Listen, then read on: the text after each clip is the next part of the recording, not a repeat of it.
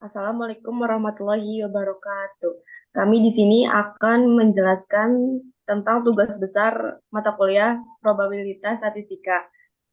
Yang pertama, nama kelompoknya ada Winda Putri Setiana dengan nomor NIM 11012100044. Dan yang kedua, saya sendiri Nisu Sania dengan nomor NIM 1101212100078. Dan yang terakhir ada Firsa Aulia Gasani dengan nomor NIM 110121039. Untuk slide selanjutnya akan dibacakan terlebih dahulu oleh Winda. Untuk data yang kami buat yaitu tentang biaya iklan dan pendapatan yang didapat oleh perusahaan tersebut.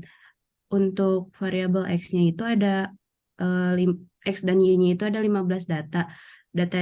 Data ini tuh dalam juta. Untuk yang pertama 10 juta, pendapatannya 55 juta. Biaya iklannya 10 juta, pendapatannya 58 juta, dan seterusnya. Setelah dicari X, Y, X kuadrat, dan Y-nya, bisa dilihat di tabel ini. Lalu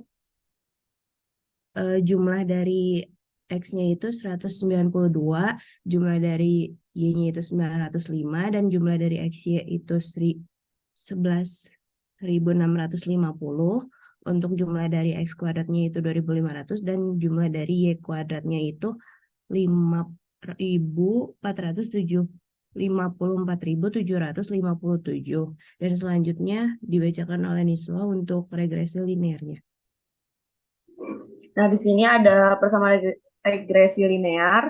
Untuk mencari regresi linear itu harus mencari 2A dan B-nya. Untuk rumus A-nya itu yaitu sigma Y dikali sigma X kuadrat dikurang sigma X dikali sigma XY dibagi N sigma X kuadrat dikurang sigma X kuadrat. Nah, habis itu kan tadi udah dibacain sama Wina, Y-nya berapa, X kuadratnya berapa, XY-nya berapa, terus tinggal dimasuk-masukin aja ke dalam rumus hingga akhirnya dapat hasil 40,41 untuk nilai A-nya. Dan untuk B-nya dengan rumus N sigma XY dikurang sigma X dikali sigma Y dibagi N sigma X kuadrat dikurang sigma X kuadrat. Tinggal dimasuk-masukin aja kayak tadi, yang akhirnya didapat hasil yaitu 1,5566. Dan untuk regresi linearnya, Y sama dengan A ditambah BX, yaitu A-nya 40,41 dan BX-nya 1,5566. Next.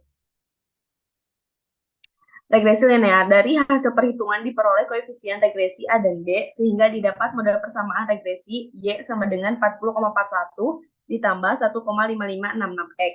Makna dari persamaan regresi dapat dipahami seperti interpretasi berikut. Nilai A sama dengan 40,41 artinya saat tidak menggunakan iklan atau biaya untuk iklan sama dengan 0, iklan sama dengan 0, maka pendapatan yang diperoleh adalah 40,41 juta rupiah. Nilai koefisien regresi B sama dengan 1,5566, memberikan keterangan bahwa untuk setiap kenaikan satu satuan iklan atau 1 juta rupiah, maka meningkatkan pendapatan sebesar 1,5566 juta rupiah. Next. Dan yang selanjutnya, mencari koefisien kolerasi. Untuk rumusnya, R sama dengan N sigma XY dikurang sigma X sigma Y dibagi N sigma X kuadrat dikurang sigma X kuadrat. N sigma XY kuadrat dikurang sigma Y kuadrat. Tinggal dimasuk-masukin aja dari data yang udah dibacain Winda tadi, seperti mencari persamaan regresi linear, dan akhirnya mendapat hasil 1,17 dikali 10 pangkat min 3 atau 0,00117. Diperoleh nilai kolerasi untuk data iklan dan pendapatan yang diperoleh adalah R sama dengan 0,00117. Besar nilai tersebut menunjukkan hubungan positif yang sangat kuat antara biaya iklan yang dikeluarkan dengan pendapatan yang diperoleh. Selanjutnya dibaca oleh Firsa. Yang selanjutnya di sini terdapat plot box dari data yang sudah kami buat. Di sini bisa kita lihat dari plot box tersebut di mana nanti akan terdapat Q1-nya. Q1-nya yaitu 16/4. X 16/4 sama dengan 57. Q2-nya didapatkan 60. Q3-nya didapatkan 62, IQR-nya didapatkan 5, pagar dalam didapatkan sebanyak 49,5, pagar luarnya didapatkan 69,5. Minimal dari data kami yaitu 55 dan maksimalnya 67. L yang kami dapatkan yaitu 7,5.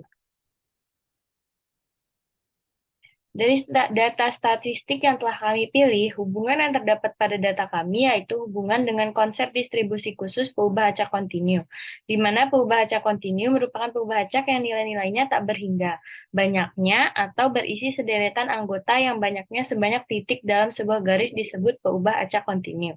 Dikarenakan data kami masuk ke dalam distribusi kontinu atau lebih tepatnya distribusi eksponensial, di mana peubah acak X menyatakan lamanya waktu antara dua kejadian yang berturut-turut, dan juga dikarenakan oleh data kami yang tidak akan selalu dalam bentuk bilangan bulat, sehingga tidak dapat dikatakan peubah acak diskrit. Dan juga data statistik yang kami pilih masuk ke dalam proses pengukuran, bukan pencacahan bilangan. Kesimpulan yang dapat kami ambil, berdasarkan analisis dari data statistik yang telah dikumpulkan, kesimpulan yang dapat kami ambil dari data yang kami kumpulkan bersifat kontinu dan terdistribusi eksponen. Dan setelah dihubungkan dengan konsep regresi linear, maka dapat kami simpulkan bahwa data yang kami miliki bersifat regresi. Sekian presentasi dari kelompok kami. Mohon maaf kurang lebihnya. Wassalamualaikum warahmatullahi wabarakatuh.